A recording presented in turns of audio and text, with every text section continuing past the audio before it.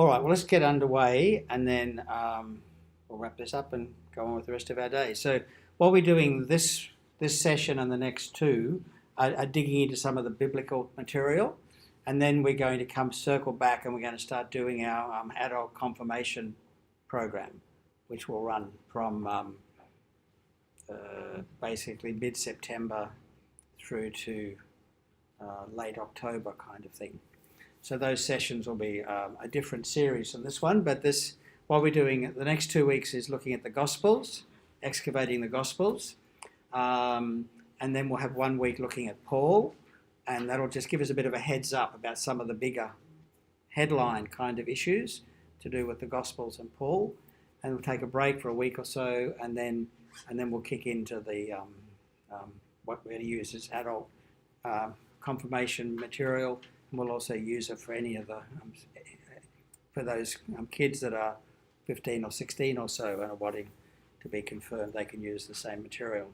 So we started with the Gospels, and if you look at this graphic, this is a mosaic from a Byzantine church in a place called Ravenna, which I think from memory is in northern Italy. It's the, as far as we know, it's the earliest image, picture, not a photo obviously, but it's the earliest piece of artwork that actually portrays the idea that the church has 4 Gospels, and they're all in this little special cabinet.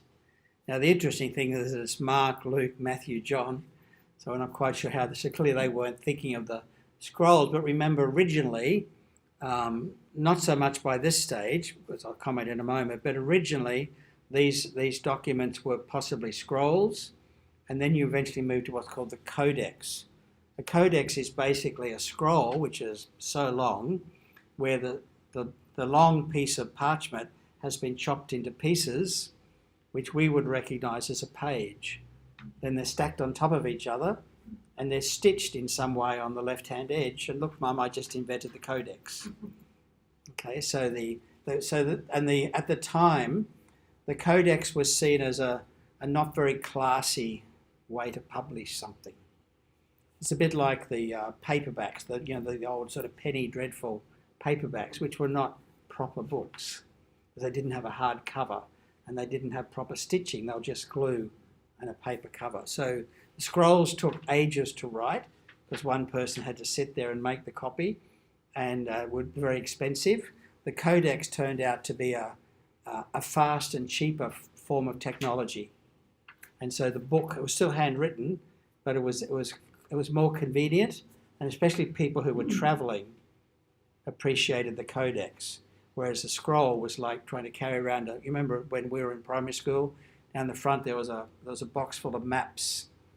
They all had to be rolled up and put in individual containers. Not as easy to carry with you as a volume, as a Codex.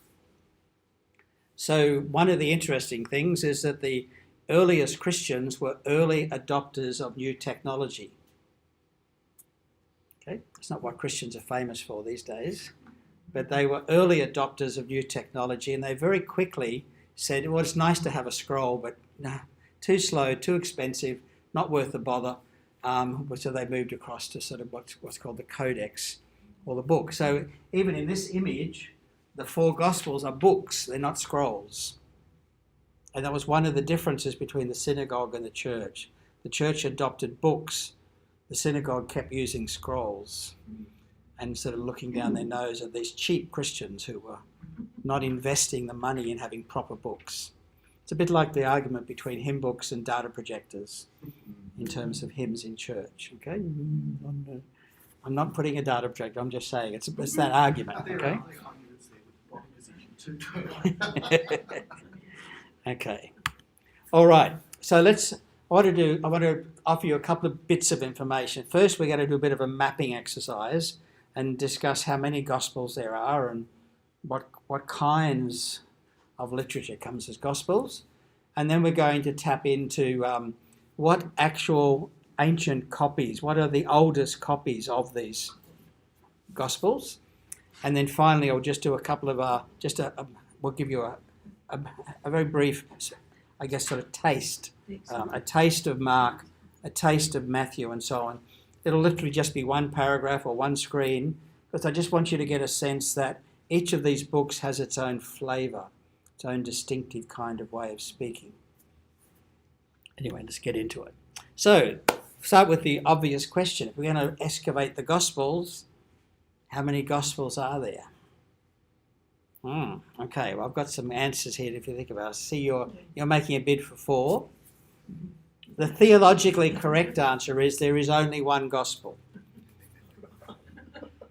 Okay, but then we're not talking about Gospel books. We're talking about Gospel message. Okay, so the sort of clever, smart bottom theological answer is, well, because there's only one Gospel. And actually, interestingly, Matthew, Mark, Luke and John, for instance, in the ancient manuscripts, and I'll show you one later, they're not called the Gospel of Mark, for instance. It's called the Gospel according to Mark. It's only one Gospel, but this is Mark's angle on the Gospel. But it's true, we have only one Gospel, but we have lots of Gospel books. So it's a bit of a trick question. Teachers love trick questions. Students hate them because the teacher's just trying to be smart.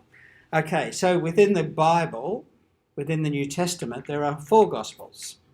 Matthew, Mark, Luke and John. We know that. And I commented this morning how we use Matthew, Mark and Luke over the 3-year cycle. For some groups of Christians, or some people, when the Gospel of Thomas was discovered halfway through the 20th century, because this is a very early Gospel that we have manuscripts from the 2nd century, same as the other 4. So some people say, well, perhaps there should be 5 Gospels. Okay, but actually, there are more like 30 Gospels. The reason for 22, and this was a number that worked for the Old Testament, there are 22 letters in the Hebrew alphabet.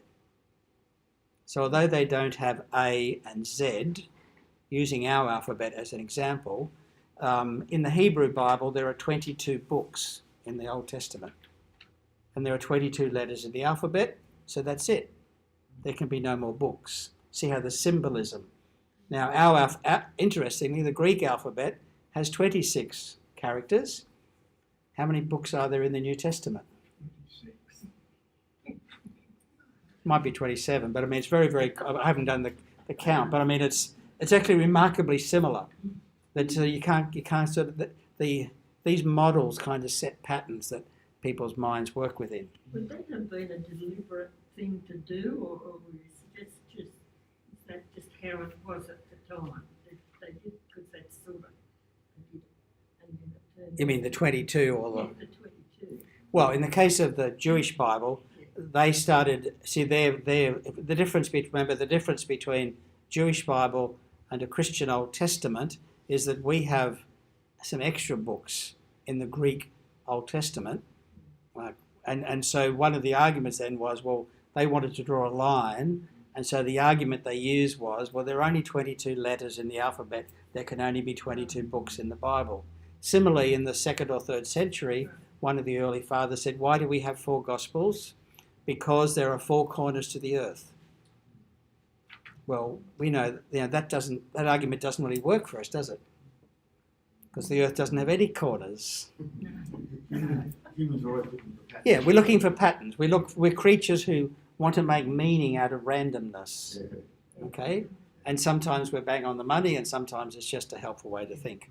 So what we're going to discover, if we go to that website called Early Christian Writings, and that's way too small for you to read from a distance, these are all the early Christian writings from before about 300 or 400 AD, and many of them are Gospels.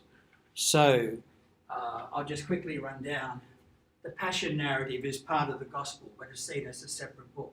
The Lost Sayings Gospel Q, the Signs Gospel, the Gospel of Thomas, the Oxyrhynchus 1224 Gospel, the Gospel of Mark, the Egerton Gospel, the Gospel of Peter, the Secret Gospel of Mark, the Phiam Fragment, which is a Gospel, the Gospel of Matthew, the Gospel of Luke, the Gospel of the Egyptians, the Gospel of the Hebrews, the Gospel of John, and so on, the Gospel of Perfection, and so on.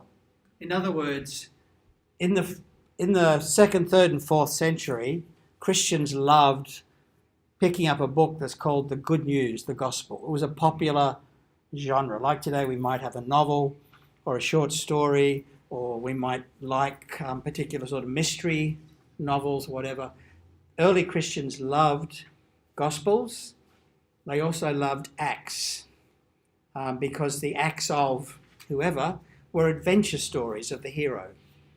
So the Acts of Thomas or the Acts of Peter or the Acts of John were imaginary stories, but they featured some Christian hero.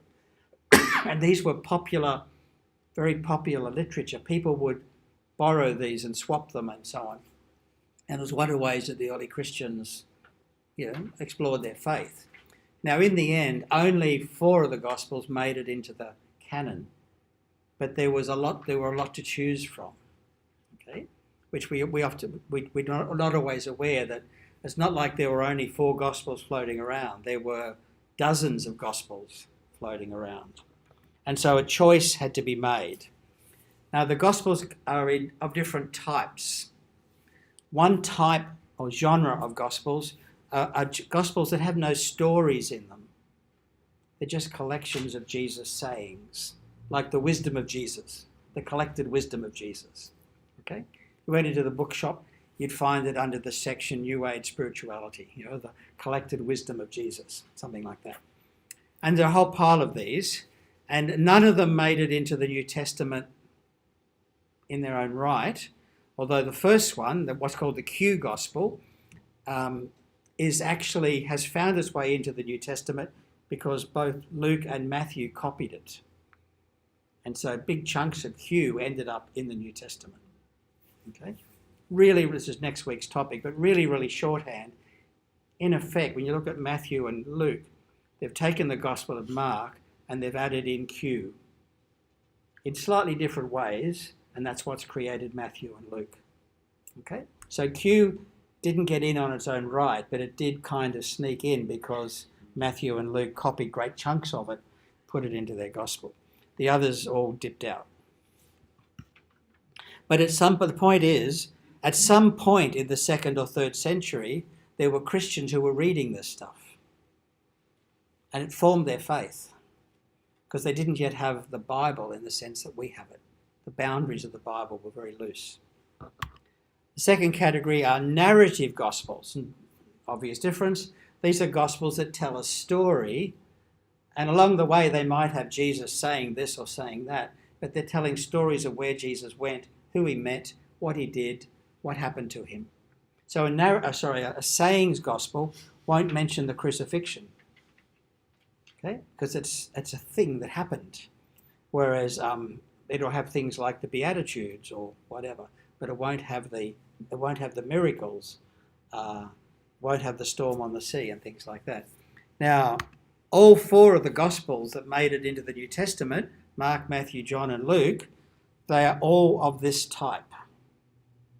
So in the big washing machine of 2nd, 3rd century Christianity, as things are tumbling around in the wash, these are the 4 that survive and become official, and the others slowly disappear and get forgotten about. There were Gospels that only focused on the childhood of Jesus. And why would they do that? Well, because the 4 Gospels don't tell us anything about Jesus as a kid. There's one story in Luke chapter 2 of the 12-year-old Jesus going to the temple. The rest of but of course early Christians said, come on, you must have some stories about, what was Jesus like when he went to school? What was Jesus like, as a child? And so 2 of them have survived, the so-called infancy Gospel of James and the infancy Gospel of Thomas. And I'll give you an excerpt from Thomas later. Then we've got Gospels that we just have a tiny piece of, might be just one fragment, or it might be several pages, but it's not the whole document. But from what we have, we know it's not one of the other Gospels, because we can look at the words and go, whoa, those words don't exist in any other Gospel we know about. So the Gospel of Peter, the Gospel of the Saviour, the mystical Gospel of Mark, the Egerton Gospel, and 2 Gospel fragments called Oxyrhynchus. Now, Oxyrhynchus was, believe it or not, is a town in Egypt. Okay? And the good thing about Oxyrhynchus is that it was a rubbish dump, 300 AD, 500 AD. And they threw out all, instead of taking them upstairs to the attic, in the ministry centre, okay, they threw all their parish council papers and their letters and their school reports, whatever, they threw them out in the rubbish dump. But this is Egypt, and it never rains, ever. They get their water from the Nile River. It doesn't fall out of the sky. So papyrus, which would normally rot away, like a piece of cardboard in the garden, the papyrus rubbish dump at Oxyrhynchus survived. And there are thousands of ancient documents. And they're just letters, like a Roman soldier, sending a letter home to mum saying, hope my sister's doing okay at school. Could you send me some more socks? My feet are cold. You know, that kind of thing. So for historians, this is treasure. Okay, because it's just everyday correspondence. And amongst the rubbish at Oxyrhynchus are a whole lot of Gospels, copies of Gospels, which the early Christians were reading. And we only know about them because there was no rain in Egypt. Okay? But Egypt was a very strong Christian centre in the second, third, and up until the rise of Islam, Egypt was an incredibly important centre for early Christianity. So for 500 or so years, Egypt was a place where there were powerful bishops and there were big churches, and they had lots of documents going into the rubbish dump. Have these documents been preserved in this time? Or Yes. They're still preserved? Because we've now found them, they've all gone off to the Cambridge or Oxford, whatever, and they're in the museum. Yeah. And scholars study them and do PhDs on them and so on. Yeah. Then there are Gospels that reflect that the community using them are Jewish Christians, not Gentile Christians. So the way they talk about Jesus is he's still more Jewish. He's not really become a Christian. Okay? Gospel of the Hebrews, Gospel of the Ebionites, which means the poor people, and the Gospel of the Nazareans, because Nazarene was a Jewish name for Christian. Okay, you're following the man from Nazareth. Okay, so in that list there were about 30 Gospels that we have copies of, even if the copy is just like half a page. And some of them we have multiple copies of. And in fact there are something like 5,500 papyrus, not just papyrus. There's something like 5,500 ancient manuscripts, either codices or papyrus. Papyrus tends to be one sheet, basically, of some part or other of the Greek New Testament. Okay, 5,500, roughly. Let's say 5,500. Might be 5,825, but let's say 5,500. At this stage, does a historian get all these Gospels and see how many points are documented in a Gospel, and then they say it's a truth? When do they make it a truth? Just because it's written, it's not a truth. Correct. And just because you've got 20 copies of one story and only one copy of another story doesn't mean that this happened and that didn't, because we're dealing with the vagaries of what got thrown out in the dump, what survived, what's been found, what got used as kindling to start the kitchen stove. There are all these variables at play. So what scholars have to do is, people who do textual scholarship, is they try to arrange, just like a judge hearing evidence of a court, you try to arrange the evidence in families. Say, so these three people, their stories agree, and there's only one person telling the other story, but maybe it's not 3 against 1, maybe it's 1 against 1, because these three people have spoken to each other, and they've all got the same story, and maybe they're trying to cover something up, and this one person maybe is telling the truth. Now, how do you decide that? Well, it's the judge's job. It comes down to probability. You'll never get proof. So they arrange the manuscripts into family trees. And certain family trees were very influential because they had wealthy backers and lots of copies were made and they happened to survive. And other manuscript trees fell out of favour or were not groups that had wealthy patrons, and or that kind of Christianity died out, and so their documents, there's only a few of them. Okay, similarly, apart from the Dead Sea Scrolls, which are about more or less 100 BC, that's very rough, we have no original Hebrew manuscripts for the Old Testament for another 1,000 years, to about 850 AD.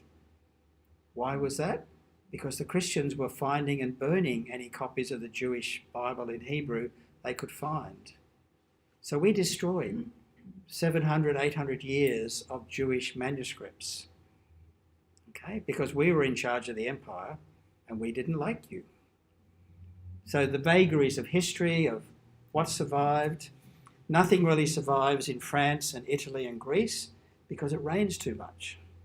So the climate even has an impact on what survives. So you try to put them into families, and what you're trying to do is not so much recover the original version as understand how our present version developed. Somebody makes a mistake when they're copying and 10 other people copy that copy, the mistake becomes very popular. Okay, so it's not just a case of I think the saying is you need to weigh the evidence rather than count it. It's not just a case of saying, well, 15 people say this, but they might all be lying, or they might have all come from the same family.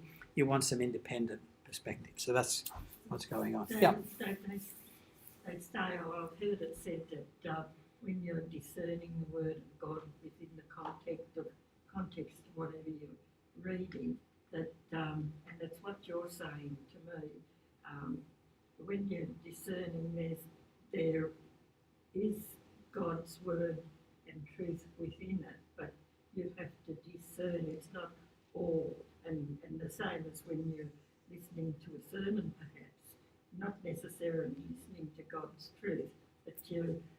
Yes, of course. I mean, yes, I agree. Yeah. Yeah, but within the context of what I'm saying, there's part of it that is God's truth, and it's up to us to discern it, and then when to bring it in, and for me it just goes down like a typewriter, and then everything else stays up there until I can knock it down there. Yeah. So you're describing the process of how we use the scriptures. Yeah.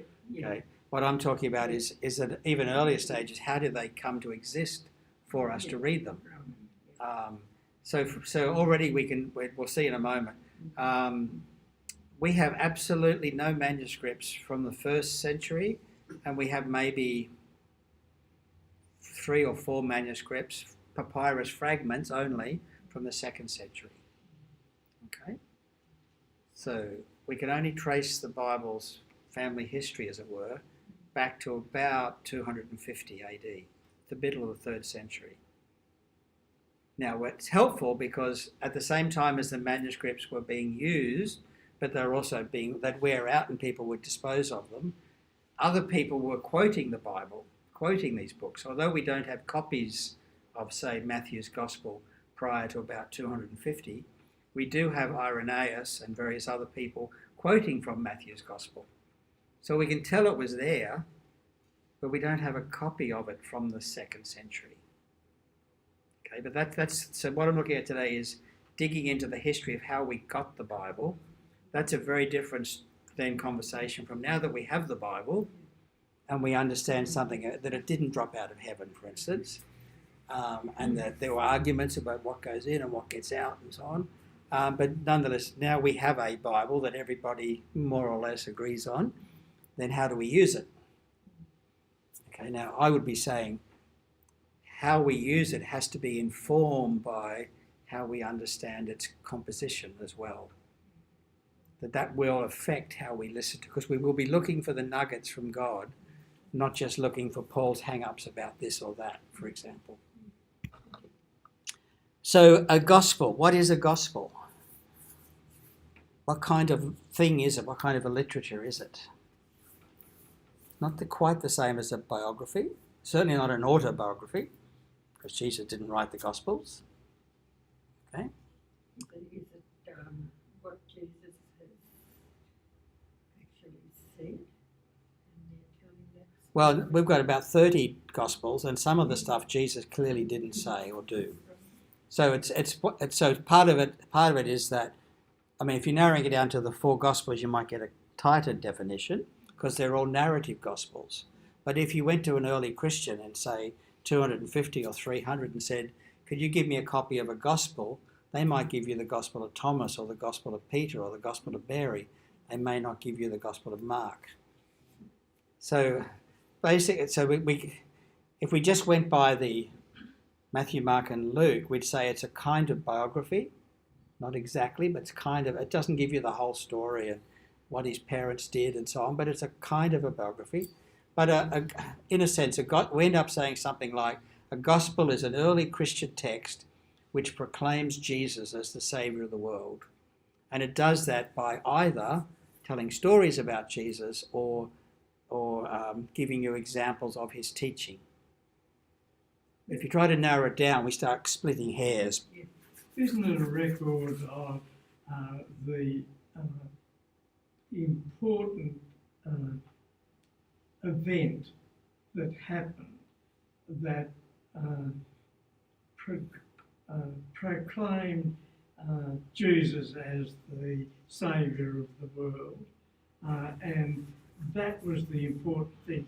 His childhood wasn't recorded because it wasn't important. Well, no one recognised him till he started saying that he was the food of life or whatever. Yeah.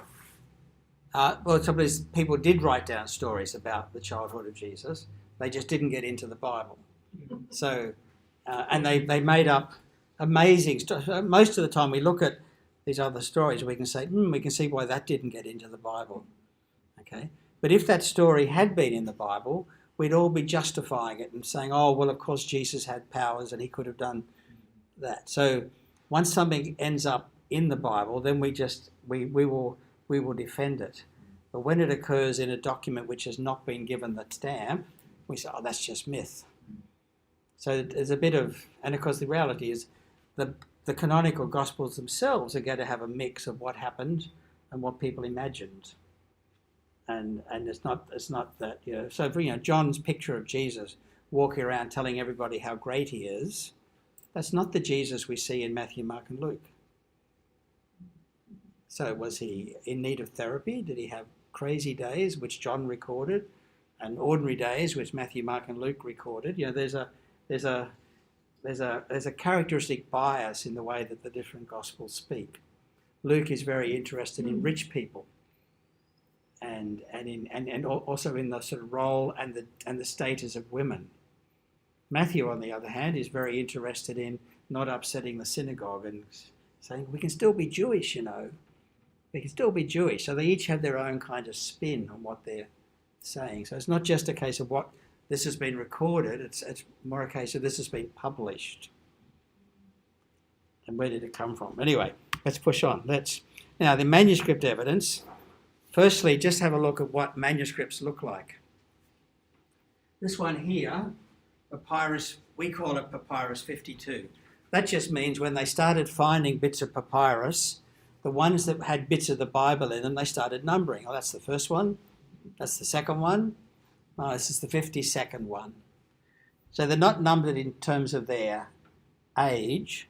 They're numbered in terms of when they were found. So this was the 52nd piece of biblical papyrus to be found. It happens to be the oldest piece of the Bible to have survived. And it's a paragraph, not quite. So this is 2 sides of the one little fragment. And it has what? 1, 2, 3, 4, 5, 6, 7. Has about 7 lines, big margin at the top. And you can see how these are the 2 sides of the one piece. See the hole? That's like a thumb, that's like a thumb. That's the 2 sides of the one little fragment. So on one side, you've got a few lines from like chapter 17, and over here you've got a few lines from chapter 18. But there's enough there to say, that's John. and it's the earliest piece of John that has existed. Now, it doesn't tell us that the book from which this is the only fragment remaining had exactly the same 21 chapters as our copy of John. But it does tell us, that I think it's chapter 17 and 18, I should have looked it up, but it does tell us that at least around about 125 AD, there was somebody who had a copy of John which at least included chapter 17 and chapter 18. Okay? So that's that one. The other one is Papyrus 75. So it's the 75th papyrus to be found. And it's particularly interesting because you notice it's written much closer together. It does have a pretty even hand. This is a well-trained scribe, somebody who writes properly, who's trained to do it.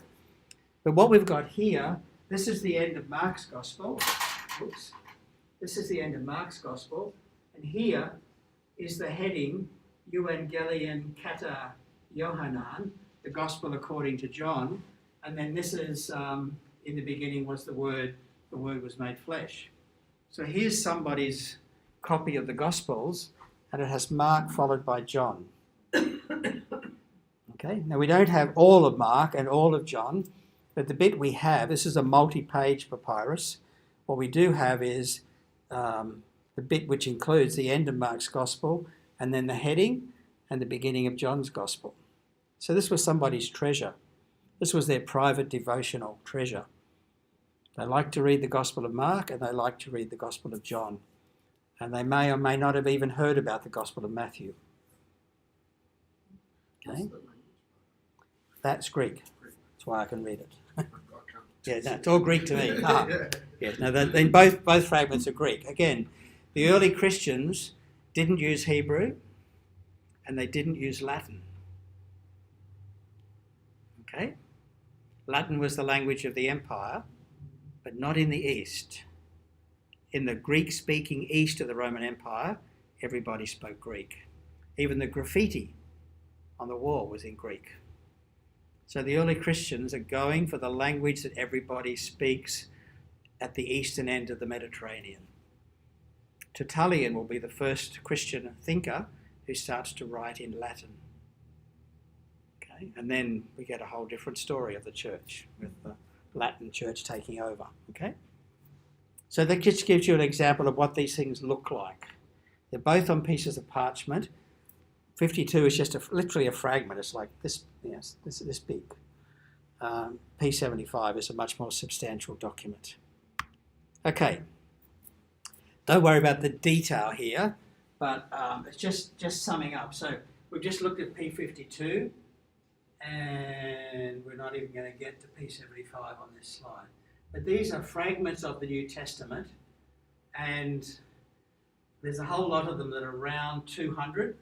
That really just means we don't know. I mean, it could have been 180, it could have been 220, but they're really just saying, oh, it's around about 200. How are they working that out? By the handwriting. Okay, so if you go back through a family shoebox of memories from great-grandma to grandma to now to our children, if they could still write, you know, and great and grandchildren, if they could still use a pencil and write, you'll notice the handwriting changes over time. Remember the flowery copper plate, the beautiful copper plate, and so on. And so, similarly in the ancient world, using handwriting, you can date a manuscript plus or minus 50 years. So when it says 200, it really means 200 plus or minus 50 years. When it says 250, it really means, well, probably the middle of the 3rd century, plus or minus 50 years. The plus or minus is because grandma doesn't stop writing that way just because you've changed your handwriting. Okay? And you didn't adopt the modern cursive just because your children did in primary school, because that's what the education department said they had to learn now. Okay? So older forms of writing survive while newer ones are growing up next to them. So that's why it's plus or minus. So this gives us a sense. So prior to 200, there's virtually nothing. There's 2 fragments of John, and there's a fragment of the Gospel of Peter, which isn't even in the New Testament. Okay? There's no Mark, there's no Matthew, there's no Luke that early. First, the really important one is down here, P45. It has all 4 Gospels plus the book of Acts. Aha. Now something has happened. This is getting organised. It's also around about 250. Okay? But interestingly, there are fragments of the Gospel of Peter there, and there are fragments of the Gospel of Thomas that are at least as old as the fragments of Matthew, Mark, and Luke and John. This is just a list of what's in some of them. So we've already seen P75, written in the middle of the 3rd century, and it has Luke and, it should say Mark and John. It's a mistake. Okay, it's Mark and John. Pretty sure.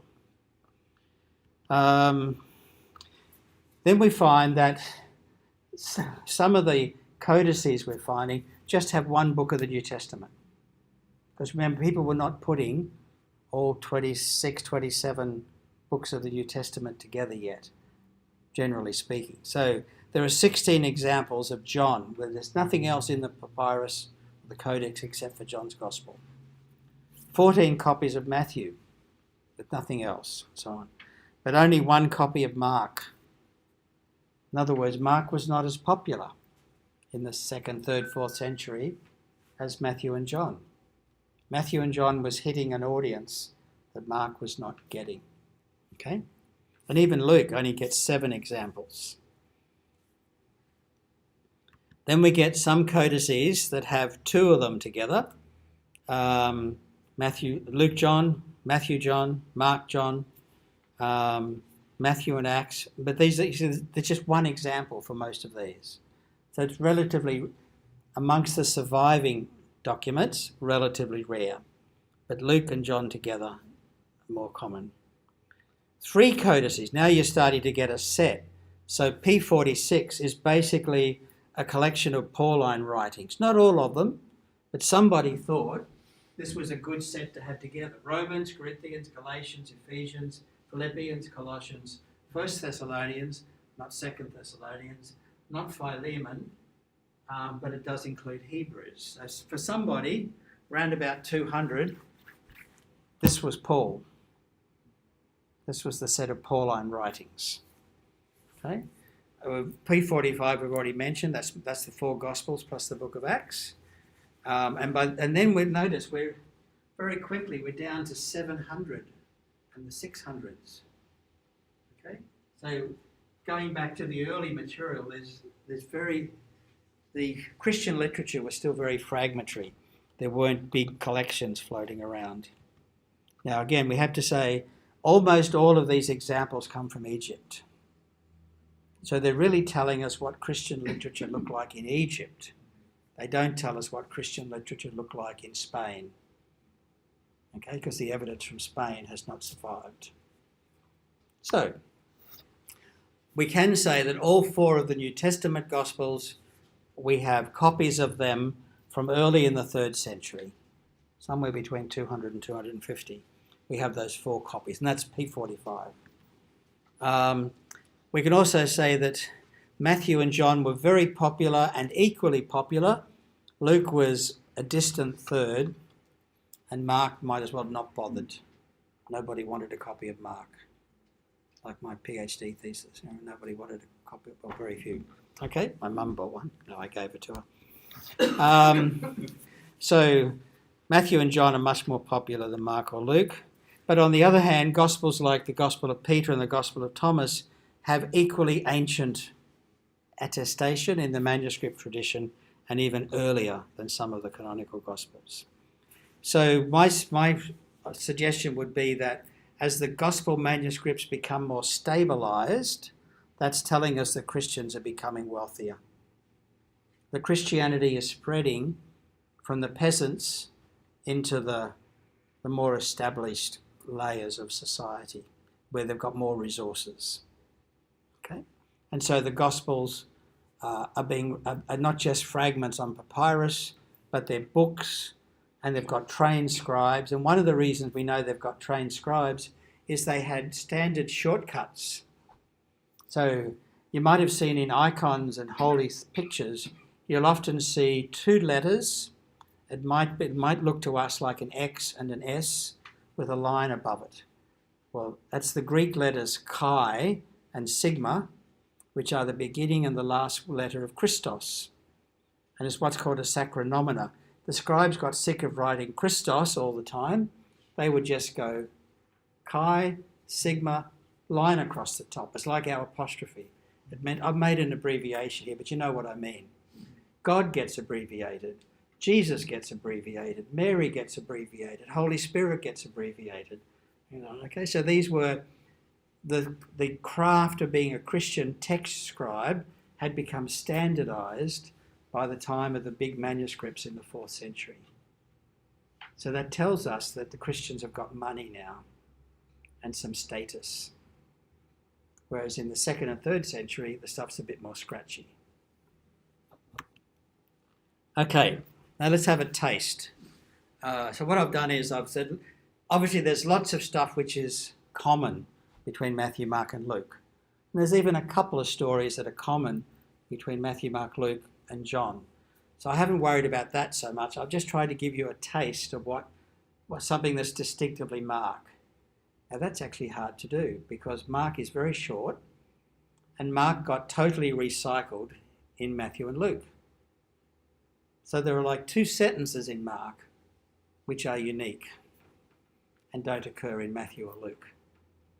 Okay, so interesting. The other thing about Mark is that his favourite word was euthus, and euthus is the Greek word for immediately. And immediately Jesus did this, and immediately Jesus did that.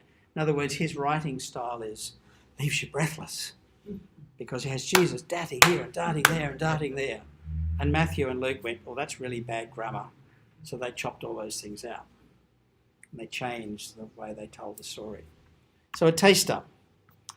Start with, and I've gone with the canonical order, not my order. So while I think like most scholars that Mark is written first, I'll go Matthew, Mark, Luke, John, so on. So this is two instances that they're unique to Matthew. Won't find them anywhere else, and they're typical of Matthew. It's Matthew's voice. First one, if you are not listened to when you've got a complaint, take 1 or 2 others along with you, so that every word may be confirmed by the evidence of 2 or 3 witnesses. That's very Jewish, by the way. Okay? If the member refuses to listen to them, tell it to the church. That's one of only 2 times when the word church occurs in the Gospels. And they're both in Matthew. Okay? So church is a Matthean word. Doesn't occur in Mark, doesn't occur in Luke, doesn't occur in John. That may or may not surprise you. And then if they still won't listen even to the church, you're to excommunicate them. They're to be like a Gentile and a tax collector. You're to kick them out. This is very Jewish. This is Jewish Jesus 101. Okay? Or chapter 23, Jesus said to the crowds, the scribes and the Pharisees sit on Moses' seat, so do whatever they teach you, but don't copy what they do, because they don't practice what they teach. Okay? Again, this is part of Jesus, or Matthew, having a problem with the Pharisees and the scribes and doing it in a very Jewish way. This is sort of vintage Matthew. Okay? Very Jewish. Now, what does that tell us? It tells us that the Christian church that was using Matthew's gospel was still very close to Judaism. They had not yet separated. Okay? Now, in Antioch, Christians were still going to the Jewish Passover as late as the 500s AD. So this is probably from Antioch. That's what we pick up from things like that. Mark, this is it. This is the only thing that's in Mark which is not found either in Matthew or Luke or both. For everyone will be salted with fire. And then a little half a verse later, have salt in yourselves and be at peace with one another. Everything else in Mark has been copied. Now, I often joke that if Matthew and Luke were students at high school or at university, they'd be brought up before the head of school on plagiarism charges. This is the only bit of Mark they didn't copy. But the other thing it reminds us is that often in the oral stage, sayings will be remembered because they have a common word. In this case, it's salt. And so I think if you looked at the in-between material, probably has salt as well. So you collect a number of sayings, you remember them. There are 5 things about salt, so you can chant them off. Luke. This is the story of Jesus going up to the temple as a 12-year-old boy and staying behind and being found talking with the experts and so on. And so this is classic Luke. And what I'm saying is classic Luke. It's only found in Luke, but more importantly, it shows Jesus respecting the traditions. And Luke is writing for a Roman audience, and Romans insisted that you must show respect for the traditions. So one of the things we find in Luke and in Acts is that Christians are always good, law-abiding citizens in the Gospel of Luke and in the Acts of the Apostles. Sure, there's problem, but the problem is always stirred up by the Jews. And Luke is making a point. Okay? We're nice people. We obey the law. We respect the tradition. We listen to our leaders. We understand authority. Okay, so that's Luke, a little taste of Luke. Then there's just to remind us that there are obviously almost everything in Mark also shows up in Matthew and Luke. So there are things that they share, and there are even a few things that pop up in John as well as Matthew, Mark and Luke. And here's one of them. Mark chapter 1 has, they went to Capernaum, and when the Sabbath came, he entered the synagogue and taught. They were astounded at his teaching, for he taught them as one having authority, not like the scribes. Like, guess what we think about you.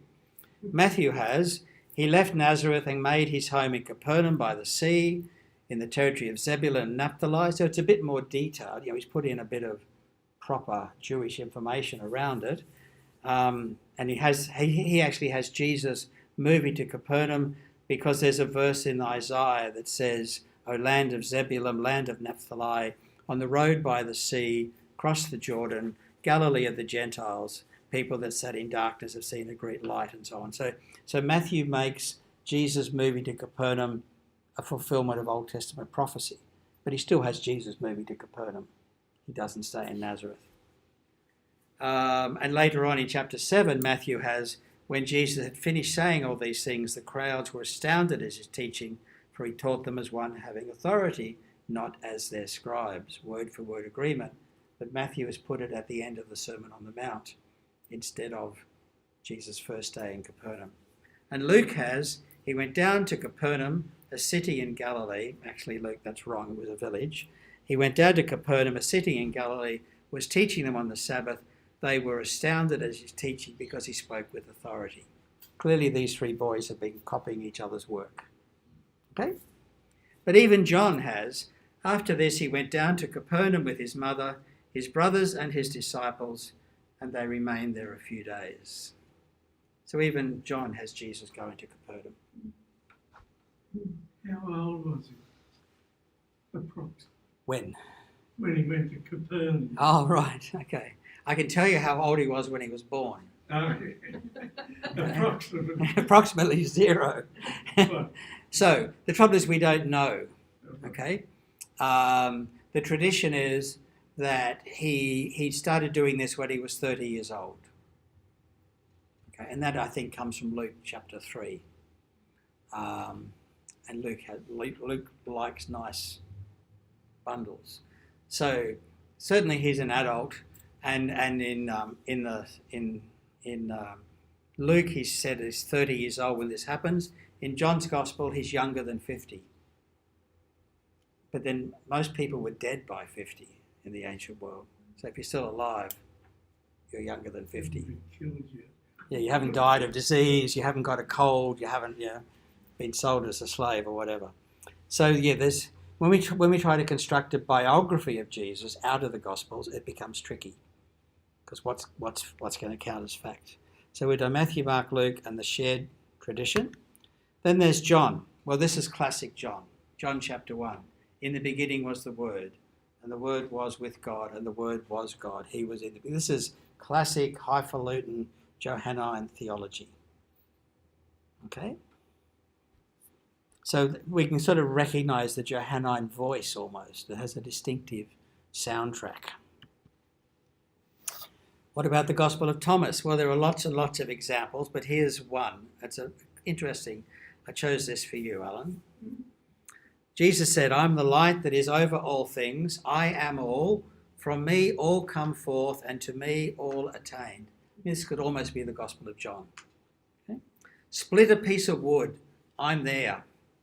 Lift up a stone. You'll find me. Okay? I'm everywhere.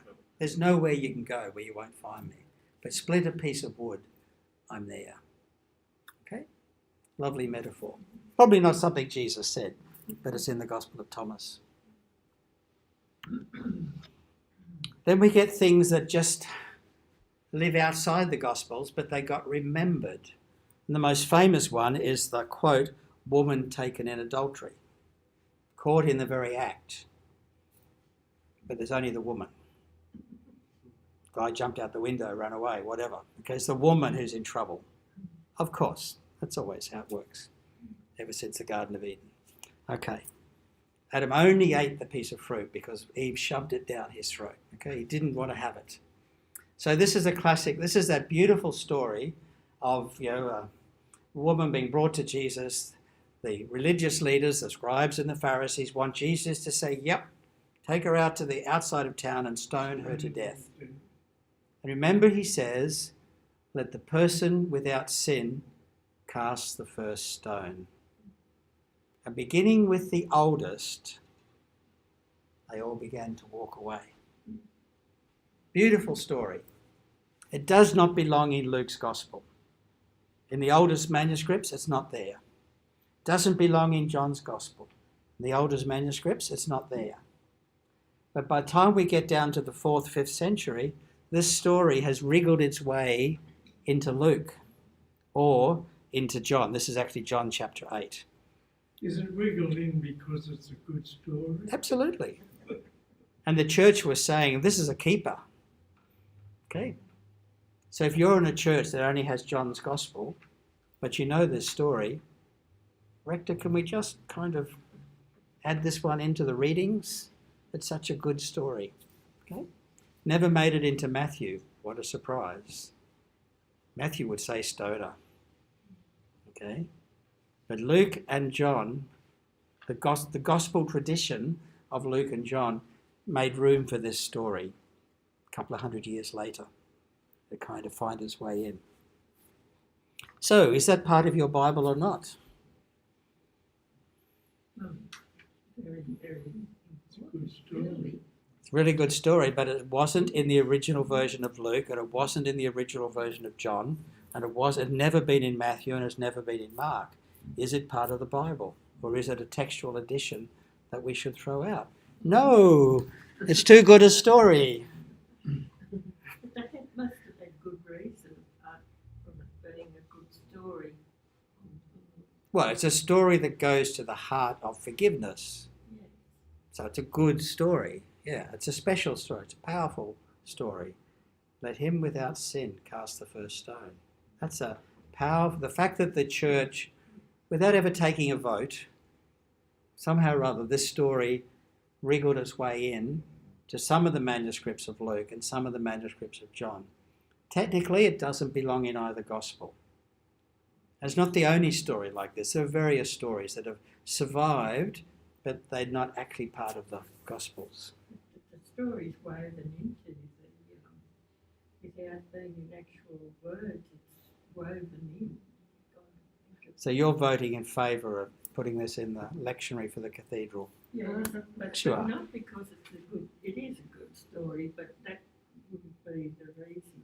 Well, by good we mean powerful and speaks to it's us. Powerful because Yeah. of Jesus, I think, and why he came. Oh, but there are... Okay, well, let's see if this one speaks to you. This has as much history to it as the other one. It's not in any of the Gospels, but it is in the infancy Gospel of Thomas. I'll read it out to you. The boyhood deeds of our Lord Jesus Christ. So already we think, this is coming from a time when Christianity is a bit more organised, and they want to know the legends of the Jesus child. I, Thomas the Israelite, am reporting to you, all my non-Jewish brothers and sisters, to make known the extraordinary childhood deeds of our Lord Jesus Christ, what he did after his birth in my region. This is how it all started. Or, once upon a time in a faraway land. Okay, you can hear what's going on here. All right. When this boy, Jesus, was 5 years old, he was playing at the ford of a rushing stream. Move over a bit. Sorry, my block. Thank you. Okay. He was collecting the flowing water into ponds and made the water instantly pure because it's Jesus. Okay, he couldn't help himself. He just constantly, making things holy. All right? This is like the opposite of King Midas, who everything he touched turned to gold. Everything Jesus touched just becomes beautiful. Okay? He did this with a single command. He then made soft clay and shaped it into 12 sparrows. He did this on the Sabbath day, and many other boys were playing with him. But when a Jew saw what Jesus was doing, mind you, Jesus was Jewish, his father was Jewish, the boys playing in the mud with him are Jewish. Okay, but this is told by a non-Jewish storyteller, obviously. When a Jew saw what Jesus was doing while playing on the Sabbath day, he immediately went off and told Joseph, Jesus' father. Interesting comment, by the way.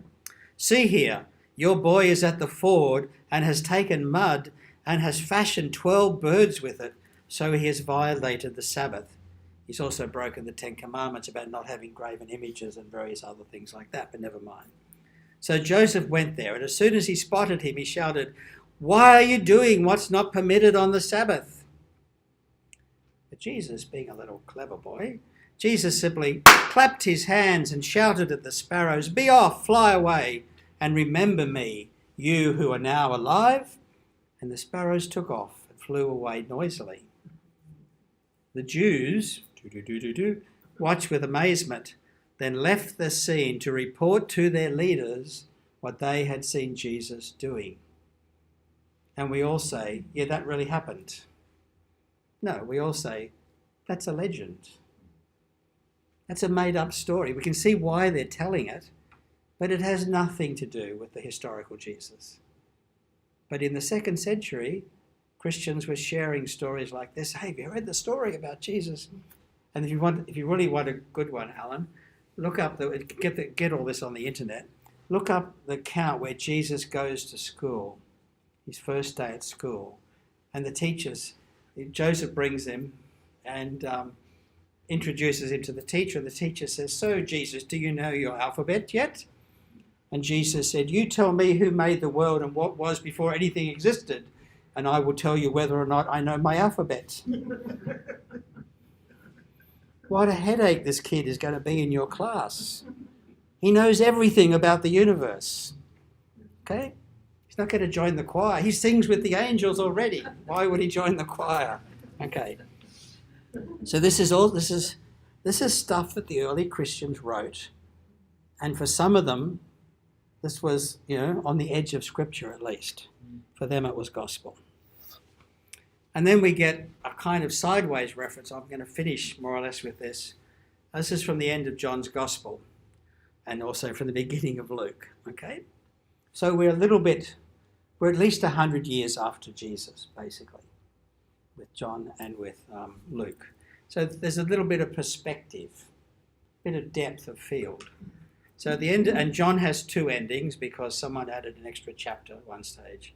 So at the first ending, at the end of chapter 20, now Jesus did many other signs in the presence of his disciples, which are not written in this book, but these are written so that you may come to believe that Jesus is the Messiah, the Son of God, and that through believing you may have life in his name. End of story. That's why I wrote the Gospel. Then chapter 21 gets added, so it needs another ending. Okay? But John's Gospel grows over time. There are many other things that Jesus did. If every one of them were written down, I suppose the world itself could not contain the books that would be written.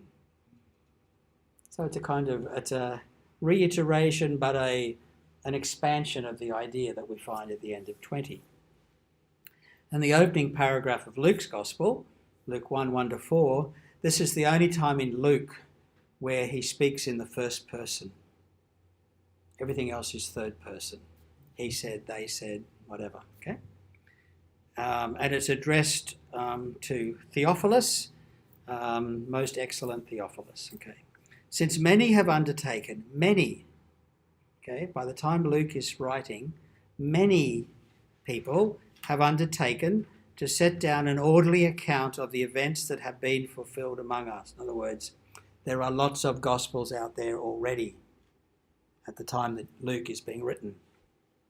Just as they were handed on to us by those who from the beginning were eyewitnesses and servants of the Lord.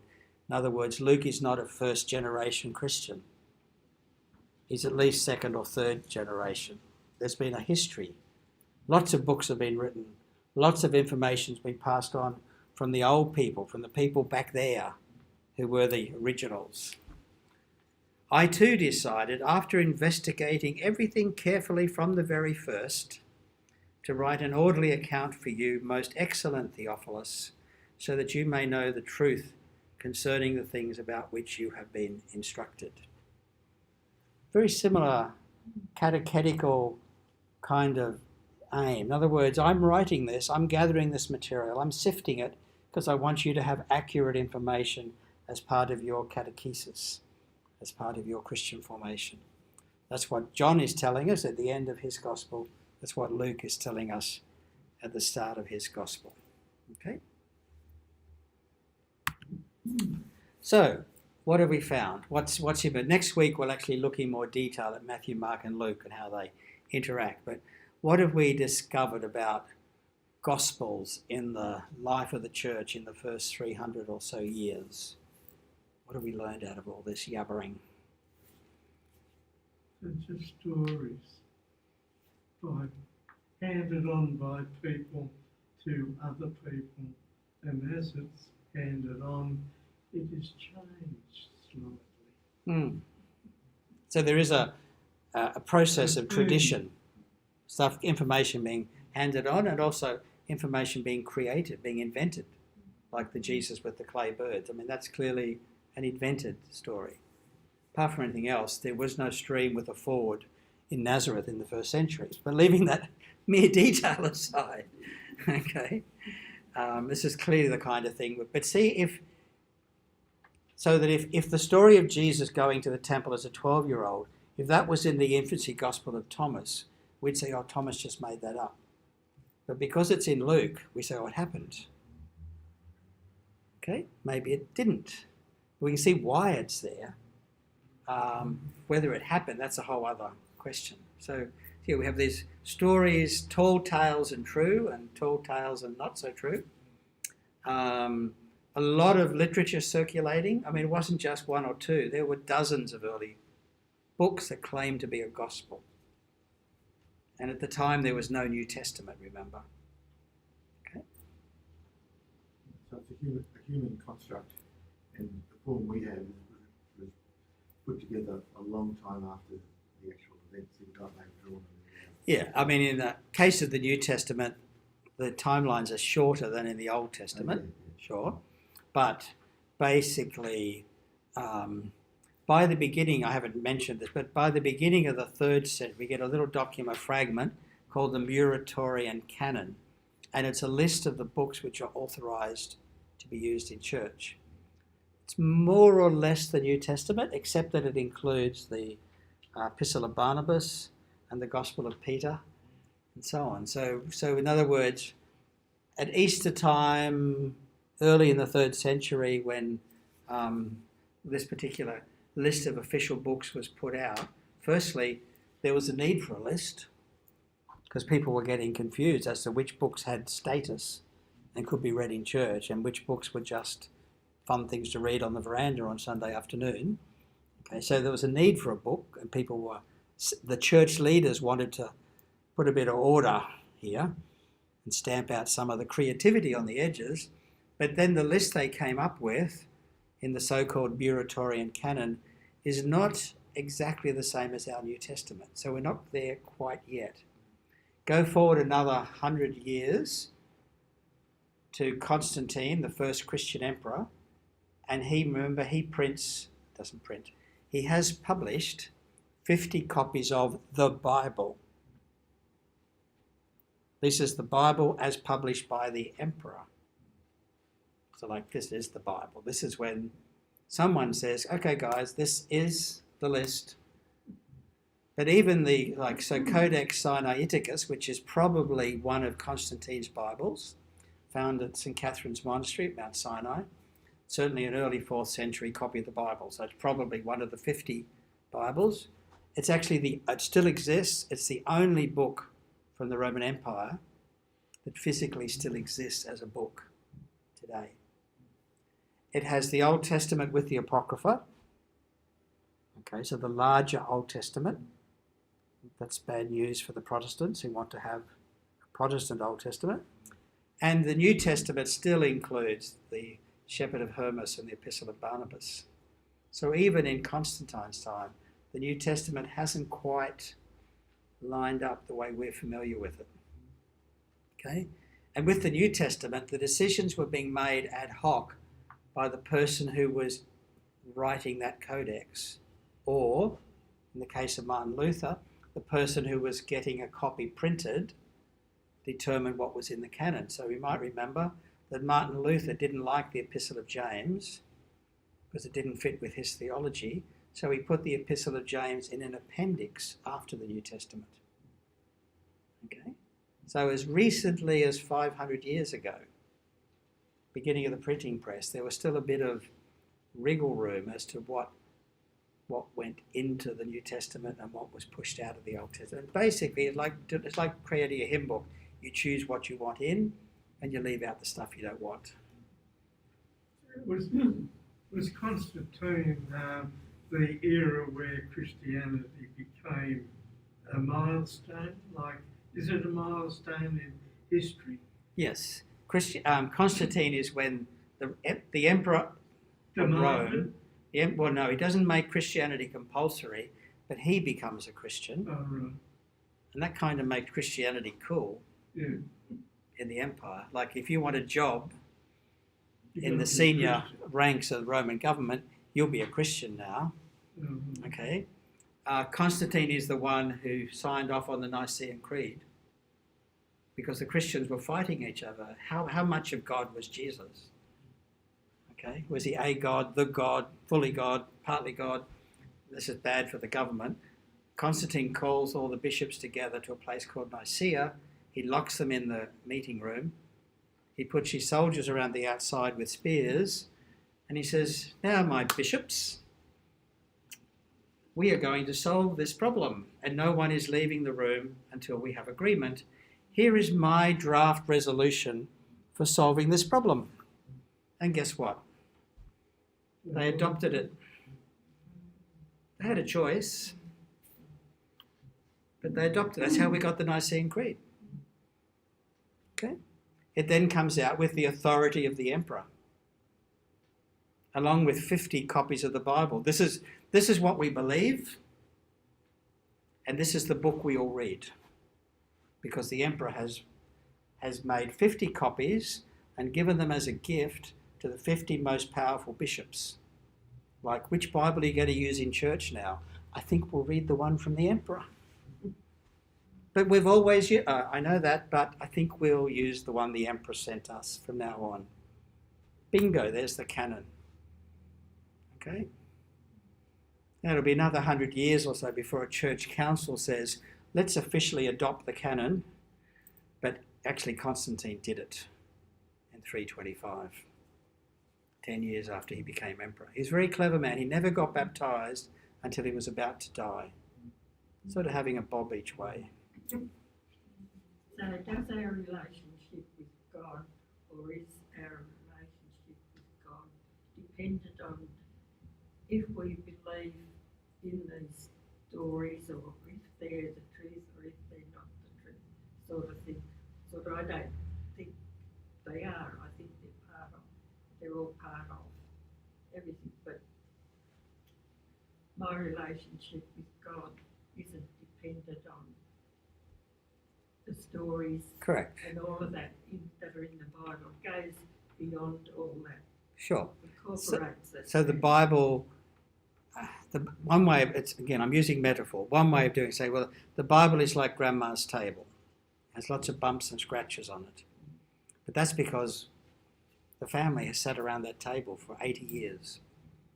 And things got bumped and scratched, and dishes got put on the table when they shouldn't have been, and all the rest. But that table with all its bumps and scratches, that's the family table. And lots of big, important family stuff happened around that table. In a similar kind of way, the Bible has all sorts of bumps and scratches. And even when we say the Bible, the Catholic Bible is not the same as the Greek Orthodox Bible, which is not the same as the Armenian Bible, which is not the same as the Coptic Bible, it's not the same as a Baptist Bible, not exactly the same as an Anglican Bible. Okay, there is no such thing as the Bible.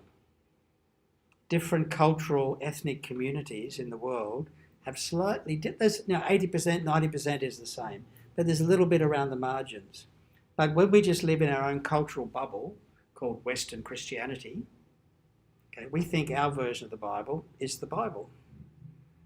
Now, an Ethiopian Christian's going to have a slightly different version of the Bible, but they still do the same thing. They read the Bible, they're listening for what God might be saying to them, and that Bible is going to shape their religious imagination so they can imagine what God will be asking them to say or do or think. And depending how deeply they go into the Bible, they might realise that sometimes the Bible says things that don't sit together, and so we've got to decide for ourselves. Now, the Jewish people worked that out a long time ago. There's a lovely story in the Talmud, I guess. A group of rabbis having an argument, as they do, about how to interpret some piece of Torah. And one of the rabbis said, "I believe I'm right, and I believe God agrees with me."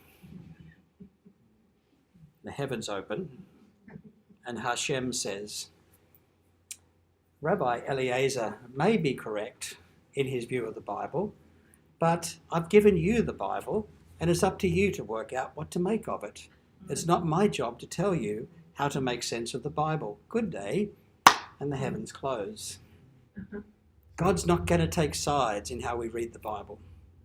We do. We turn into tribes, but God is not going to take it. The Jewish wisdom says, actually, it's up to us. We've got to make sense of this. So when we read the Bible in church, afterwards we say, like this morning, the word of the Lord. Yeah. Shouldn't we really be saying something like, this is the word of the Lord? Yes. There are various, and there's also tone of voice. Yeah. Okay. So many years ago, when I was at Deception Bay Parish, my first parish, I was their first priest, and we had the reading from Proverbs 31, which is the good wife. Who can find a good wife? And it describes what the good wife does. She's up in the morning, crack of dawn, getting breakfast on, going out to the marketplace, buying fresh vegetables, looking after a family, sewing, going to the market, trading, just so that her husband can sit in the city gate and have prestige and status along with the men of the city. And my wife was down to read that day, and she got to the end of the reading, and she said, "This is the word of the Lord?" She didn't change the word, she just changed the intonation. Of course, people go, "Well, come on." Okay, so as you can imagine, in the revision of the prayer book, there's been a lot of discussion about that. The old prayer book said, "Here endeth the lesson." Factually correct, but it doesn't really say much. Okay. Then we had, "This is the word of the Lord." I think in the current Australian prayer book it says, "Hear the word of the Lord." I'm not sure what we say. Yes, I think it says, "Hear the word of the Lord." What do we say? What did you say this morning? I said, "Hear the word of the Lord." Okay, yeah, because in the Roman Catholic lecture you'll still say, "This is the word of the Lord." I think we now say, "Hear the word of the Lord." Yeah. In Aotearoa, New Zealand, the Anglican prayer book says, "Hear what the Spirit is saying to the church. Thanks be to God." I think the Uniting Church say that too. Yeah, well, they've pinched it from the Anglicans in New Zealand. But you see, that's actually a much more nuanced. Yeah. It's saying, why do we read the Bible? Not because we're focusing on the words of the Bible, because we want to hear what the Spirit might be whispering to the church. And sometimes it'll be exactly what the Bible says, and sometimes it'll be the opposite. Blessed are they who take your little ones and dash their heads against the rocks. This is the word of the Lord. Well, no. Okay, this is a grumpy person who's been through a tough time and he's announcing a curse on his enemies. Now, we've all been in times like that. But hearing what the Spirit is saying to the church is not quite the same as saying, go out and curse your neighbour because their barbecue party was too late last night and kept you awake. Yeah, so we do, I believe, we have permission to respectfully disagree with the Bible as part of listening to God. Of course, we've always got to be checking back against the Bible. That's our benchmark. But the benchmark is not pure gold. The benchmark is an alloy at times. Okay, like Solomon, what do you have, 300 wives, 600 concubines? This is the biblical model of marriage? I don't think so. That's what rich and powerful men do. Okay, it's not what God is endorsing. That's power. Okay, so reading the Bible is not the same as using the Bible as a sacrament to hear us listen to God, which I think is what Kay is describing. Yeah. All right, one last image. This is the beginning of Mark's Gospel in Codex Sinaiticus, the Codex from Mount Sinai, the oldest book in the world, physical book in the world. Look what a beautiful book it is. That's just one page. Look at the columns. Remember, this was once upon a time a parchment scroll, got chopped up into pages. They've still kept the 4 narrow columns in the width of the page because it's just really a slice of scroll. And you may be able to see, it's obviously it's also marked up into little sections for reading in church. There's already a lectionary. And these markers are saying this is the bit, then you read the next bit, then you read the next bit. So it's already been broken up into chunks for reading. It's even got corrections. See over here and up in here and so on. Someone's gone back later and said, actually you left out this bit. All right. This is just a zoomed in on it and get us, there's so much light. Up here it's saying kata marken, according to Mark, kata plus the accusative of Mark, and then you've got, now again notice one of the things we could all see is this is written with no spaces between the words. So you've actually got to know what it says in order to read it. Okay? So, Arche to Jesu, it's a bit hard to read. I might read it from here. It's darker on my screen. So, Arche to, Arche to Euangeliu, and then it's got what looks like an I and a Y with a bar across, which is Jesu. And then it's got an X and a Y, which is Christu, with a bar across. So it doesn't even bother to write Jesus Christ. It's using the little abbreviation. So the Evangelion, Jesu, Christu, let me just find it.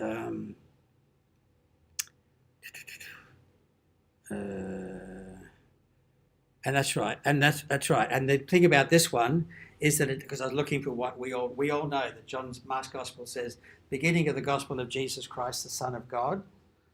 This doesn't have the Son of God. It just has the beginning of the Gospel of Jesus Christ. Now I was looking to find the words for Son of God, and it's not there. I went, oh, that's right. It's Sinaiticus. It's not going to be there. Okay, so it goes straight into the quote from Isaiah in the halfway through the second line. But this is beautiful handwriting, beautiful, beautiful scribe. And the people that have written other little comments later on, okay, don't have the same quality of writing when they've added little comments in here and there to correct the text. Okay, but this is the world's first Bible. Okay, courtesy of Constantine.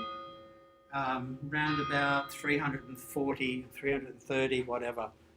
Now, mentioning that date, exactly the same year, 330, 5 years after the Council of Nicaea, Constantine founds a new city in what we call Turkey called Constantinople, named after himself, the city of Constantine. He issues coins to celebrate the founding of the new Rome, because that's what Constantinople was to be, the new Rome, because the centre of gravity was in the east. What does he put on the coins? He doesn't put a picture of Jesus. He puts a picture of the she-wolf nursing Romulus and Remus, the mythic founders of the city of Rome. He's a Christian emperor. He's made Christianity his religion. He's sorted out the creeds. He's published the Bible. But now he's building a new Rome in Asia Minor, Turkey, what today is Istanbul. Okay? It stayed Constantinia until the late 19th century. Okay? So he's creating the new city of Rome, so he wants to invoke the legend of Romulus and Remus, who were nursed by the she-wolf, according to the ancient legend. Okay, so he's the first Christian emperor, but when there's a big government job on, you push all the buttons for the pagan symbolism, because that's what will get across to the people. These days it's called football and circuses and so on. Okay, let's call that quits for today. Hope you found that interesting. And so next week what I want to do is focus more on the relationship between Matthew, Mark and Luke. And then the week after that we'll try and get a bit of a handle on Paul, where Paul fits into earliest Christianity, and do it all in about an hour and a quarter. Okay?